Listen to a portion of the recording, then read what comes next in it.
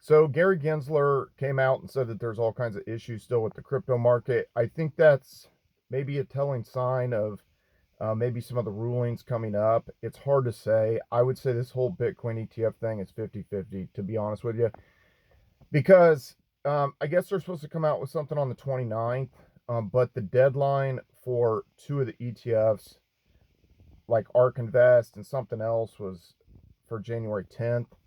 And then the rest of them are going to be March 10th or like March 10th, March 15th, somewhere around that time frame.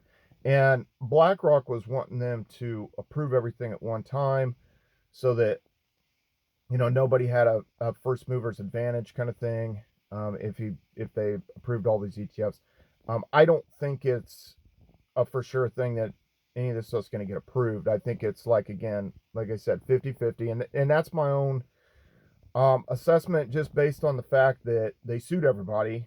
And I had previously said this back in probably around August time frame, late July, August, that I was like, don't expect an ETF, a Bitcoin spot ETF in 2023 in the United States, because they strategically sued all these people: Binance, Kraken, Coinbase, Gemini, Bittrex. Bittrex is gone. They couldn't survive kind of the lawsuits and trying to pivot to just being, servicing other countries and stuff like that. It just becomes too much.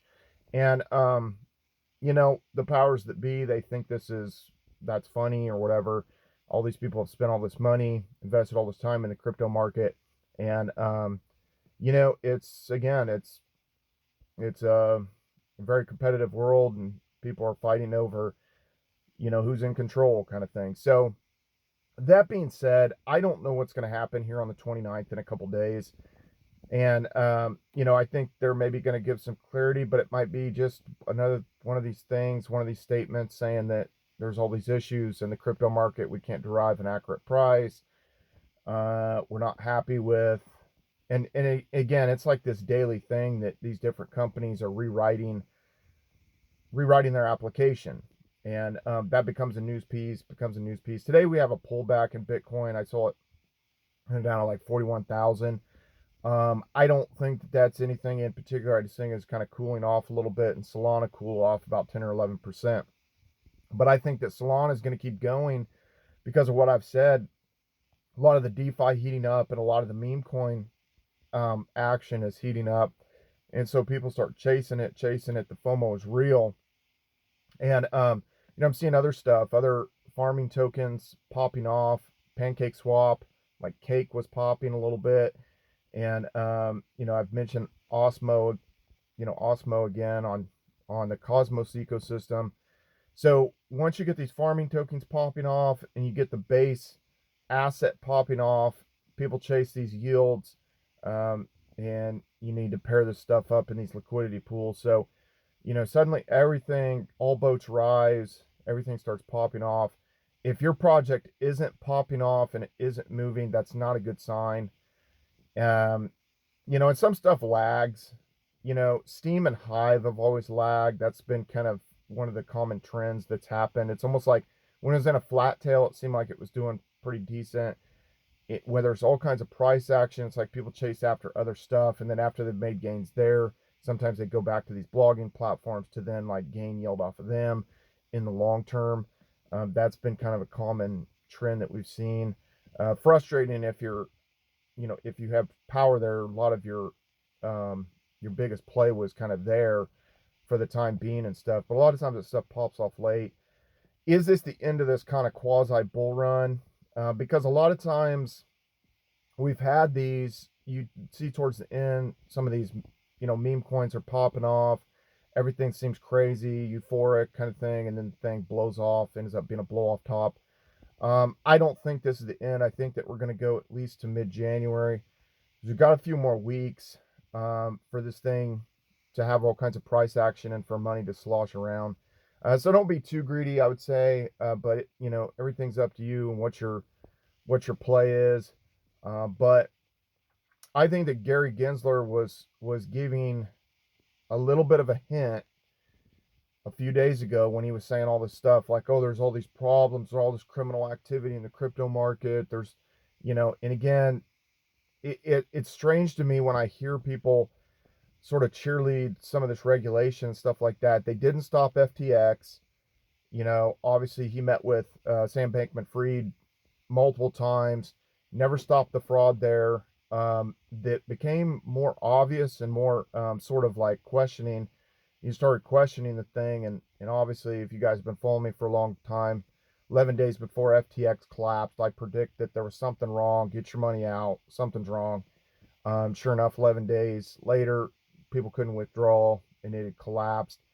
Now, if the bankruptcy proceedings, if the people that are in charge of the funds with FTX, if they kind of played this right, they've been able to recapture some of the assets from the Solana pump, and maybe be able to make customers whole. So if you had money that you lost in FTX, hopefully they've been able to take advantage of this crypto quasi bull run or whatever, and get people's money back and stuff like that. Hopefully, um, so yeah, Gary Gensler also said, oh, all the stuff.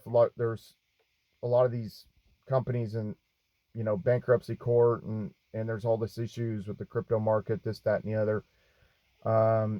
So I don't know again if that's a general statement, or if again, those in charge don't like crypto right now, currently in charge. So again, I just put this thing at 50-50.